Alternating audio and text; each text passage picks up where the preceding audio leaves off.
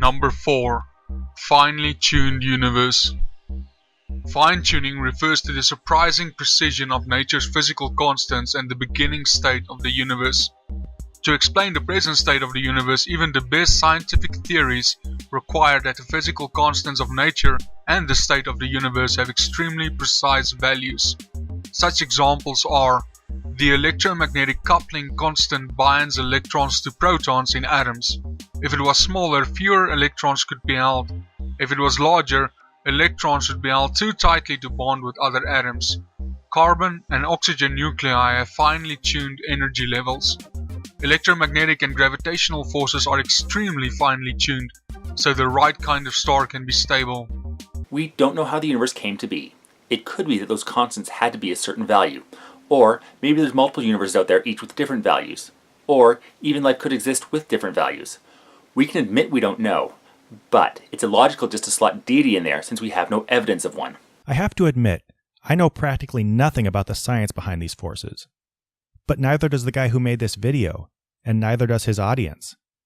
So when he argues that these things are fine-tuned, or that they could just as easily have been higher or lower than they are, he's presuming to know far more about complex, cutting-edge areas of science than he really does.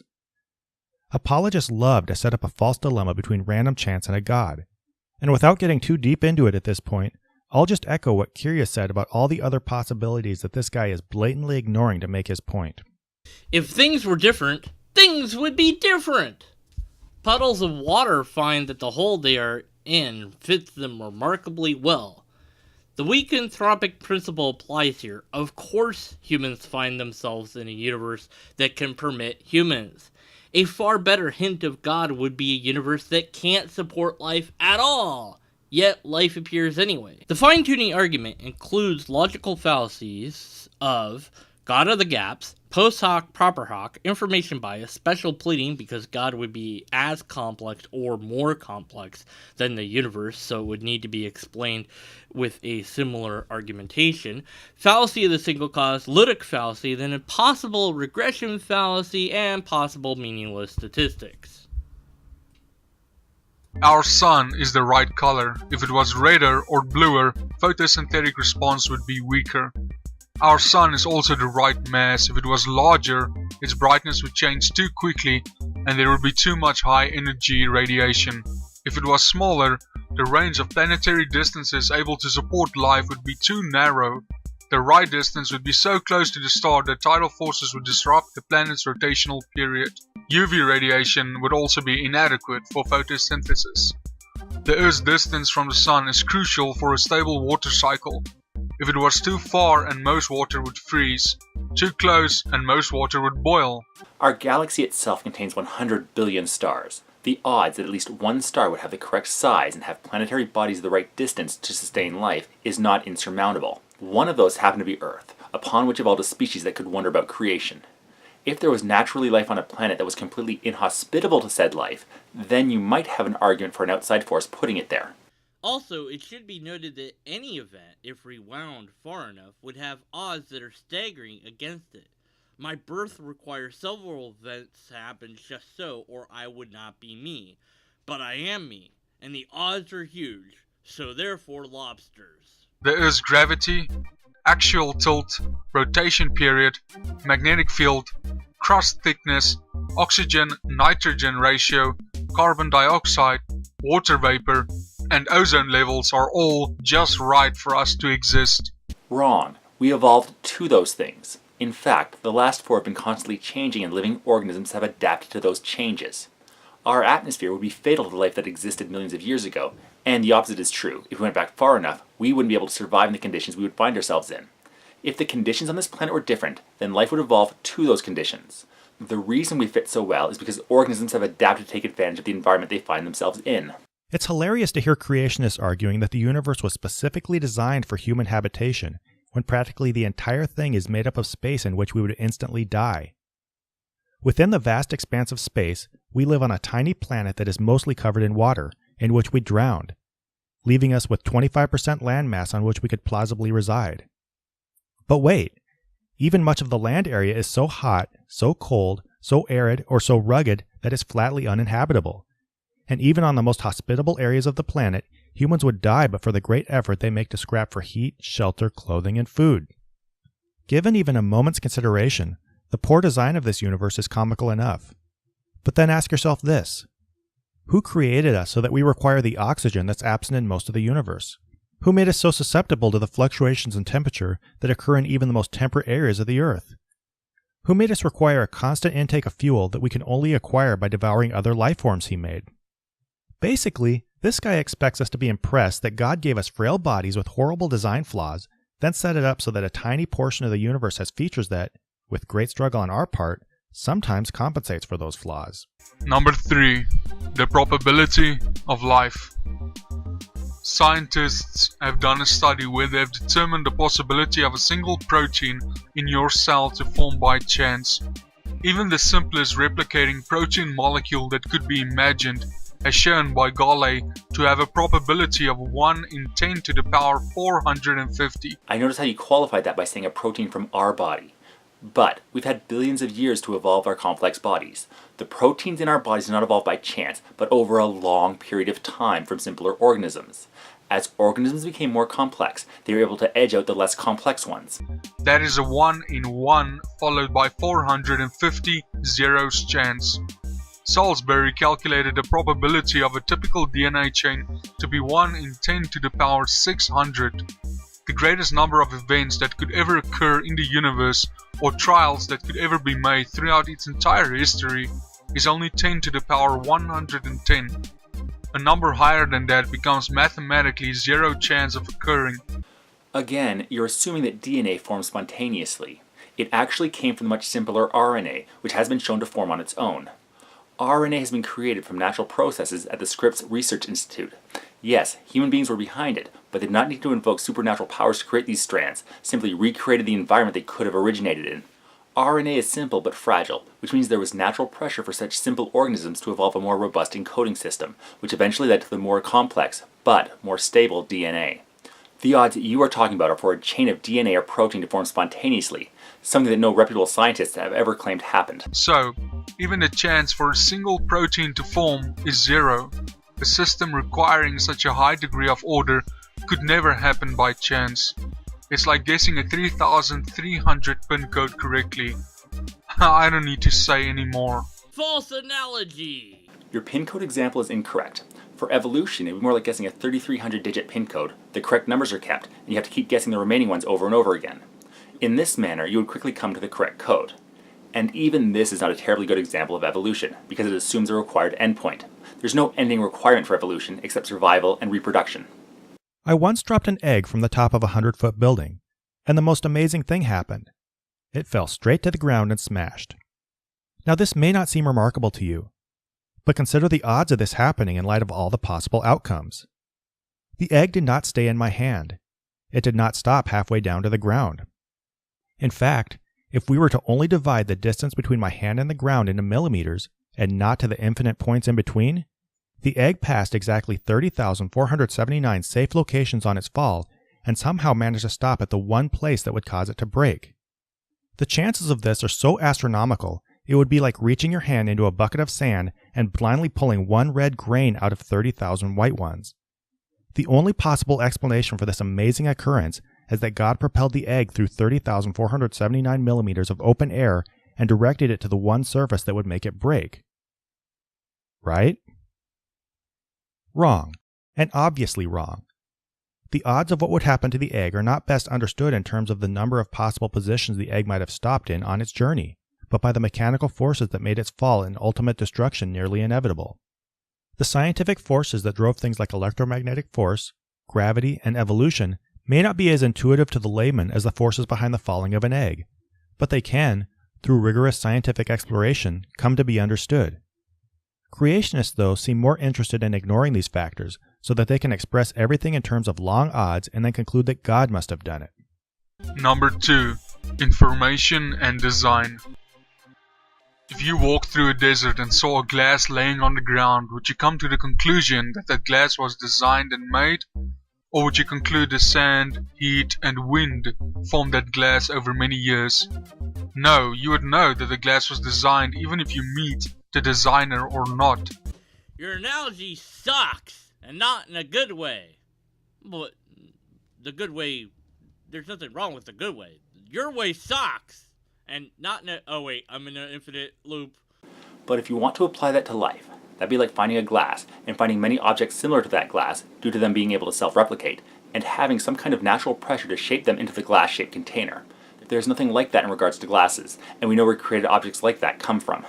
Also, glass can form in the desert, so it's possible, however astronomically unlikely, under the right circumstances, for a drinking glass to form naturally. You should have gone with a watch. That argument's been debunked as well, but at least we know one of those couldn't form naturally. And if you walked through the woods and saw a wooden house, would you conclude wind, the wood, and erosion created that house? No, you would know that someone built that house and designed it, even if you meet the designer or not. The design is proof of a designer, so also is the creation proof of a creator. You can see the design in the universe even on the micro level. Question, analogy, false begging. Wait, no, that's the other way around. No. What design is there on the micro level? Everything that exists can be traced back to the hydrogen released from the Big Bang. That, due to naturally understood processes, resulted in the multitude of elements we can find in nature. We may not know what caused the original expansion, but we understand how it could result in the universe around us, and have no reason to turn to anthropomorphic deity as the answer. If I told you that the dictionary was formed by an explosion in a print shop, and no one actually wrote or typed it, you would not believe me. The reason is because it's not just random words in a book, but orderly placement of those words to form sentences and paragraphs, resulting in information behind those words that originates from intelligence. Analogy false. Yes, and if we can find messages in nature that are not related to those natural events, you might have a case, but nothing like that has ever been found. Information we have found in nature, for example a trail caused by a rock rolling downhill through snow, has always been tied to the processes that created it. There has never been a set of information found that has been independent from the processes that created it, except for the ones we know came from humans. Curous is doing a great job picking apart these analogies, but I would like to add one little thing here. Look at the examples this guy came up with. A glass in the desert, a house in the woods. We recognize these as created objects, not through some general recognition of their orderly composition, but because we have specific knowledge that they were manufactured by other humans for specific purposes. We don't conclude these objects were made by looking at them. We knew it in advance, and we could describe, at least in vague terms, how they were made.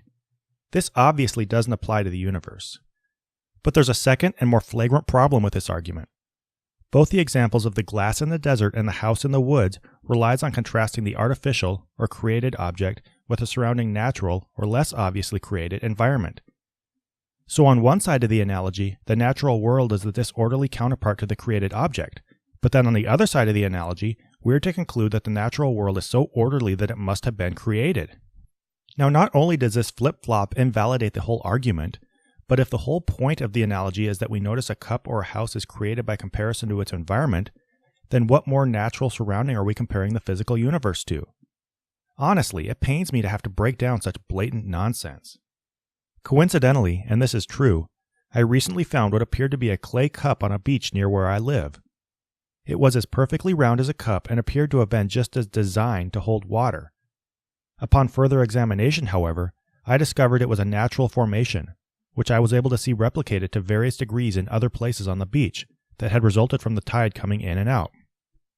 Now, had I shared this apologist's total lack of curiosity about how the world works, perhaps I would have jumped to the same conclusion he did. Now, the DNA in your body consists of so much more information that if you were to type it out into average-sized books, it would fill the Grand Canyon multiple times. Yet, some atheists will believe that a book cannot form by itself, but somehow far more complex information in life did. I don't buy it. Equivocation. Information in DNA is not the same as information in a book.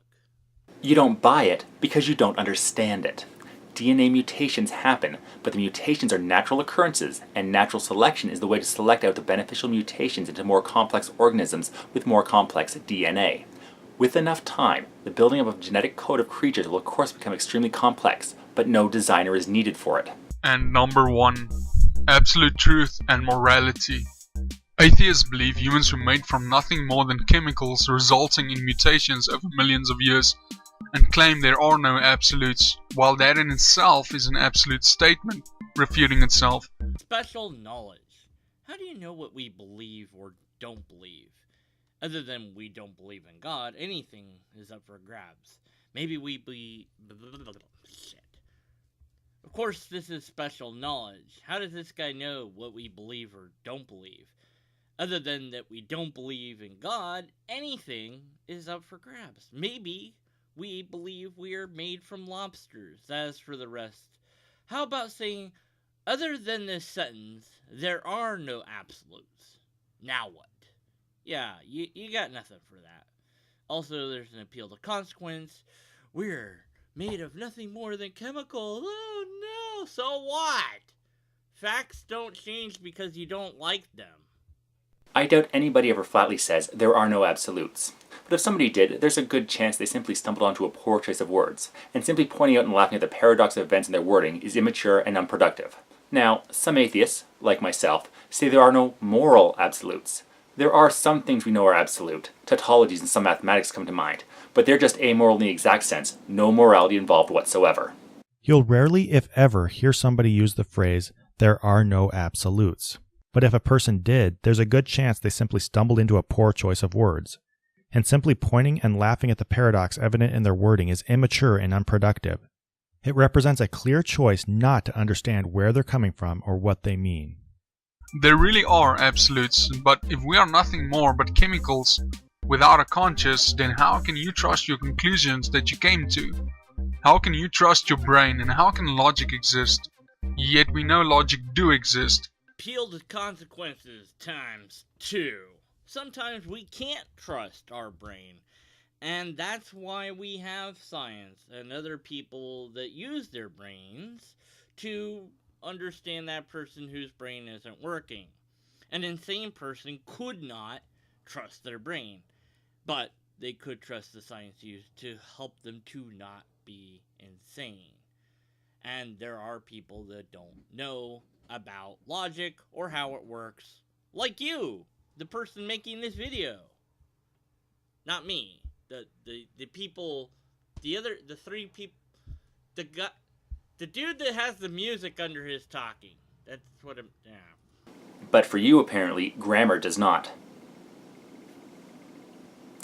A brain that comes to correct conclusions is more apt to survive than one that comes to incorrect conclusions. When our ancestors were moving across the plains, the ones that came to the correct conclusions, that giant striped beast with huge claws and teeth might best be avoided, had a better chance to survive than the ones that thought, pretty kitty, let's be friends. Now, that doesn't mean we always come to the correct conclusions, but we do have a brain that can work out what is correct if presented with the facts. Absolute truth stems from a truth giver, which is God. Just as grammar does not. Your statement doesn't follow. Things can be true without needing to rely on an anthropomorphic deity. 2 + 2 will equal 4, with or without a god.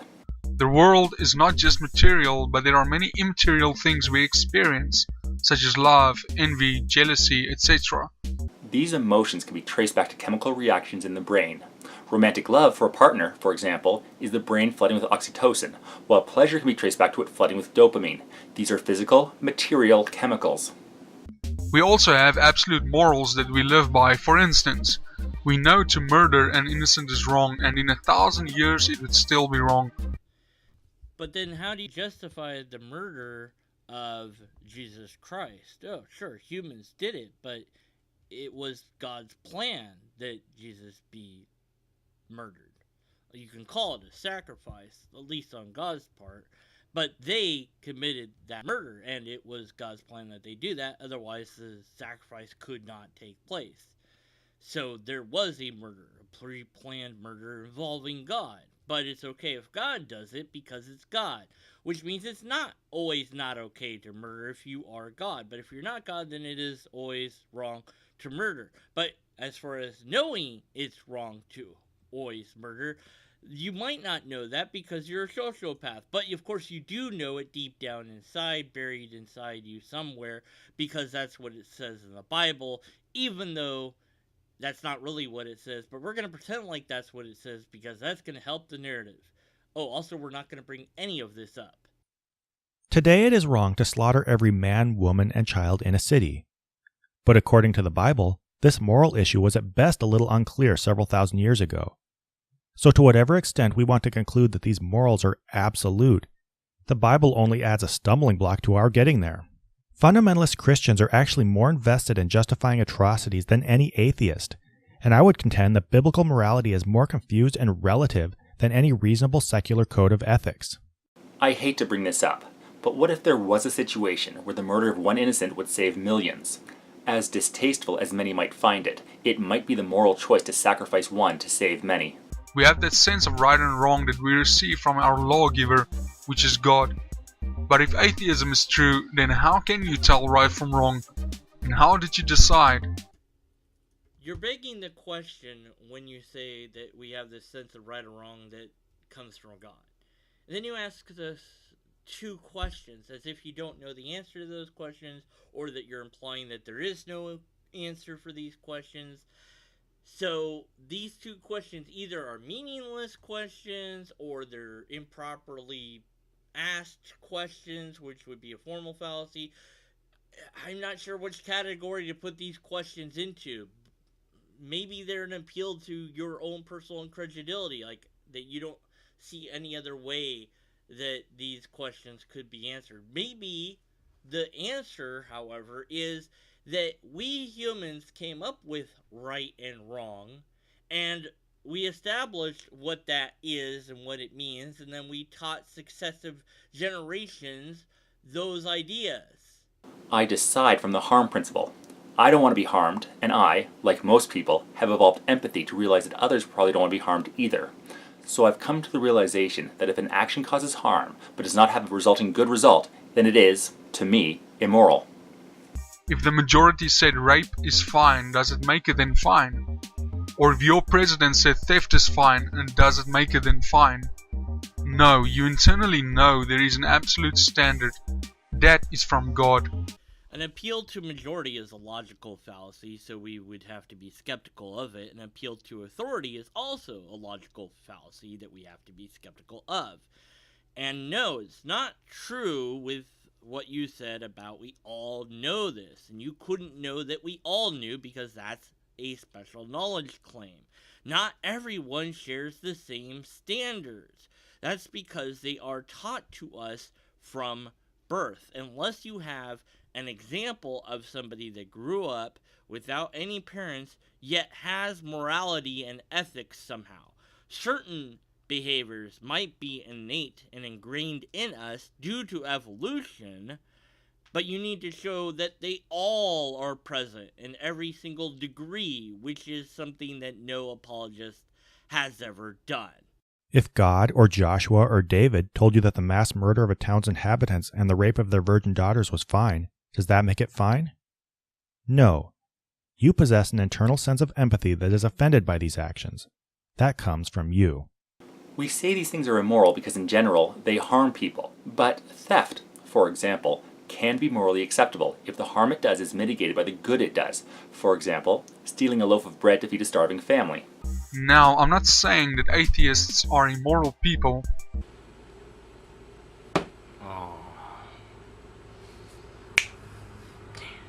How magnanimous of you. Some are very good people.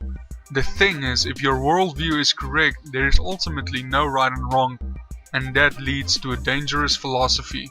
If Hitler had killed a whole bunch of grandmas instead, do you think we would call it the hologram? A Jewish person meets Hitler in heaven. The Jewish person says, "How did you get here anyways? I noticed you have a halo on your head." And yes, I bought my way in. The Jewish person crosses his arms and says, "And how much did that halo cost?" The reductio ad Hitlerum is an association fallacy, and it's one we're really tired of hearing. So stop it. The old Hitler comparison? Look, if you're going to denigrate atheists, use Stalin. There's no argument he didn't believe in God, and he had way more people killed. I hate having to make your arguments for you. While there may not be absolute right and wrong, there is individual right and wrong. I live my life to the rules I have decreed important to me, and didn't need an external force to give it. And one of those rules is that if someone else's morality allows them to harm others, I have a duty to stop them if they try. Even if you want there to be a lawgiver, and can give reasons why it would be beneficial to have one, that doesn't mean one will exist, just that you want it to. Think about it. If there is no God, then all that we do will not matter eventually. for everything will fade into nothingness forever. I don't know how people can stay sane believing that. Appeal to consequence and personal incredulity. Look, first of all, what you mean to say is if there's no afterlife, then nothing really matters. But I don't see how there being a God or an afterlife does change anything, because what we do here doesn't really matter in the afterlife. I mean, you can't take it with you, so whatever good deeds you did here remain here. And depending on which version of Christianity you subscribe to, deeds may matter or may not matter at all. Belief is what matters. And people will do all sorts of mental gymnastics if you start asking them critical questions about how one gets into heaven. Can a serial killer get into heaven? Well, if they repent in their heart and they really, really are sincere, then yes. Okay, then what deeds did they do matter? They didn't. Because in the end, their deeds were irrelevant. If someone does nothing but good, but they didn't accept Jesus or didn't do it in the right way, well, they're not going to heaven, are they? Unless you think, well, maybe God will let them in because, and they get really uncomfortable with it. But what did it matter in the long run? It didn't. Depending on how your system works, which Christians can't agree upon how it works, it wouldn't matter. But you know what does absolutely matter? Is here and now and the here to come. These are things that we all can affect in some way, shape, or form. And one day, we will not be here. And others will have to take up the reins and continue forward in progress. And who knows, maybe, just maybe, if we are scientifically literate, and if we put aside our petty squabbles over land, and we reach into the stars, and we begin to understand and grasp the fundamental laws of the universe, maybe we can stop the universe from ending. We only have a few trillion years to work on that problem, so why not? Why couldn't we? And then there would be a true, actual infinity of existence. And maybe we'll even conquer death. Who knows? Maybe we'll do it within our lifetime. Although, I doubt it. But if it's possible, and if we can do it, and if we can progress, if we can keep better records of history and events, then that legacy continues for as long as we can continue to preserve it. But if we can't, it still matters. Every moment matters. Even if you know that within the next few minutes you're going to cease to exist, does that make those last few moments any less meaningful or important? No, the opposite would be true. Everything that we do as an individual, as a group, as a species, does have meaning. Not just for today, but for all the tomorrows to come. For as long as we humans exist, there's hope in this world. Just because you don't like something doesn't mean it isn't true. As far as I know, eventually the universe will experience heat death, and there will be nothing and no chance for anything. But here and now, what we do matters to those around us. I would actually contend that our actions in this world mean nothing if the Christian God exists, at least if he's decent and just. According to Christian theology, we're all here on earth just waiting to go somewhere else for all eternity. Thus my actions on earth only impact a negligible portion of a person's eternal life. Unless God's a total monster, my actions won't have any bearing on whether or not somebody else goes to heaven or hell. God will judge us based on our actions and our actions alone, and our quick jaunt in the pointless holding zone we currently occupy will have no true impact on anybody. C.S. Lewis said, and I quote, "Atheism turns out to be too simple. If the whole universe has no meaning, we should never have found out that it has no meaning." Unquote. Prophet of Zod said, quote, "Quoting the opinion of an apologist doesn't get you far in a conversation with me." Unquote. Yet the truth is there is an existence after this life, where we will be judged one day by God. Great, show some evidence for that. Not claims from your book, but evidence there's an afterlife. So become right with God, because it doesn't matter how long you lived, you will be dead for longer than that. Make sure you're prepared. When I'm dead and my brain functions cease, there won't be a me anymore, so I won't be there for the passage of time. Just as I didn't exist before I was born, I won't exist after I die. Jesus is willing to save you if you would call on him. And that's the 5 reasons I find compelling to believe in God. I hope this provoked my thought to do more research, especially if you don't know a lot about the creation alternative. Thank you for watching. I will leave you with Romans 1:20 in the Bible.